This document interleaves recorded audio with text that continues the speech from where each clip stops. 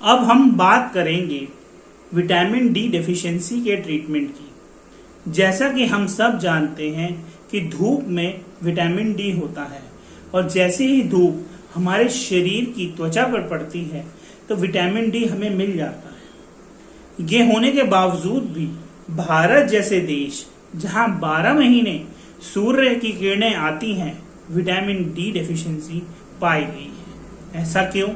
क्योंकि धूप कैसे लेनी है हमको नहीं पता।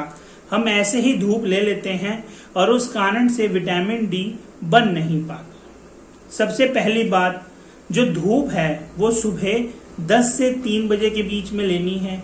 जब आप धूप लें तो आप पे पैर और हाथ एक्सपोज हो, कोई कपड़ा उस पे ना हो। कई लोग घर के अंदर बैठ के खिड़की के थ्रू ही धूप ले लेते हैं। जब आप खिड़की के थ्रू धूप लेंगे तो क्या होगा कि धूप आएगी शीशे के थ्रू।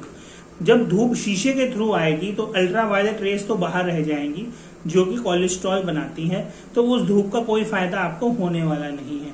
और धूप को कम से कम रोजाना 2 से 3 घंटे लेना चाहिए। अगर किसी में विटामिन डी की कमी है तो धूप तो मैंने आपको बता ही दिया कैसे लेनी है। इसके अलावा ऐसे पदार्थ जो विटामिन डी में बहुत ज्यादा है वह लेना चाहिए। जो वेजिटेरियंस हैं उनके लिए दूध, पनीर और उसके अलावा जितना अनाज के दाने हैं वो, इसके अलावा जितने पीले फल हैं वह सब, अंडा, और इसके अलावा जो नॉन वेज हैं उनमें कॉड लिवर, सैल्मन, मशरूम भी विटामिन डी का बहुत अच्छा सोर्स है। बहुत सारी मछलियां हैं जो विटामिन डी का बहुत अच्छा सोर्स है। मैंने इस वीडियो में पूरी लिस्ट दे दी है किस किस चीज में कितना कितना विटामिन डी है। अगर इन सब प्रयासों के बाद भी आपकी डेफिशिएंसी बनी रहती है तो आप विटामिन डी का सप्लीमेंटेशन ले सकते हैं। वैसे व्यक्ति को रोज का 1500 से 2000 यूनिट लेना अनिवार्य है, इसलिए रोजाना 2000 यूनिट विटामिन डी ले लीजिए। या 50 या 60 हजार इंटरनेशनल यूनिट के पाउच भी आते हैं जो आप वीकली ले सकते हैं। अगर ये सब लेने के बाद भी आप में कमी आती है तो हो सकता है एब्जॉर्प्शन में दिक्कत हो। एब्जॉर्प्शन में दिक्कत है तो उसके लिए विटामिन डी के इंजेक्शन भी लगाए जा सकते हैं। जैसा कि मैंने आपको बताया कि विटामिन डी का रोल, लीवर और किडनी का रोल विटामिन डी में बहुत ज्यादा है। तो अगर किसी का लीवर और किडनी खत्म है तो नॉर्मल विटामिन डी लेने से कुछ फायदा होने वाला नहीं है, उनको एक्टिवेटेड फॉर्म देनी पड़ेगी। इसलिए अल्फाडॉल एक activated form of vitamin D है, वो इन मरीजों को दी जाती है। जैसे विटामिन B12 के बारे में मैंने आपको पिछले बार बताया था, वह पानी में घुलनशील विटामिन है। तो पानी में घुलनशील होने से, एक्सेस होने पर भी वह यूरिन के थ्रू निकल जाता है। परंतु विटामिन डी फैट में घुलने वाला विटामिन है, इसलिए जब आप विटामिन डी लेते हैं तो वह शरीर में स्टोर हो जाता है।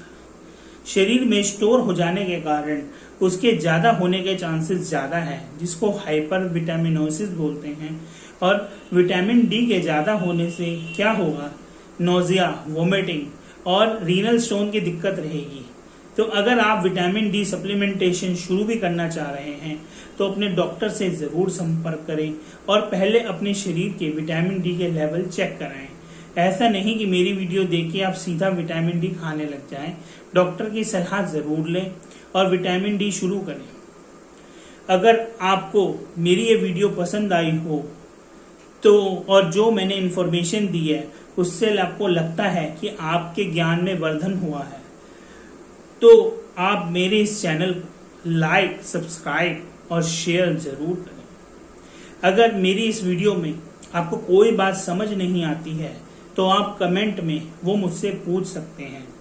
मेरी पूरी कोशिश है कि किताबों से पढ़ी हुई जो भी विद्या मैंने अर्जित करी है, इसके अलावा जो क्लिनिक्स में 10 साल का मेरा अनुभव है वह मैं आपके साथ साझा करूं और आपको ऐसी डेफिशिएंसी डिसीजेस से बचाऊं जो प्रिवेंट हो सकती हैं, जो केवल डाइट, लाइफस्टाइल से बदली जा सकती हैं।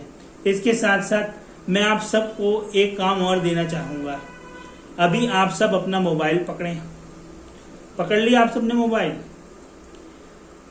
मोबाइल पकड़ें, मेरे चैनल पे जाएं और उसको लाइक और सब्सक्राइब कर दें, क्योंकि वैसे तो आप लोग कर नहीं रहे हैं, मेरे ऐसे जबरदस्ती कराने से ही आप करेंगे।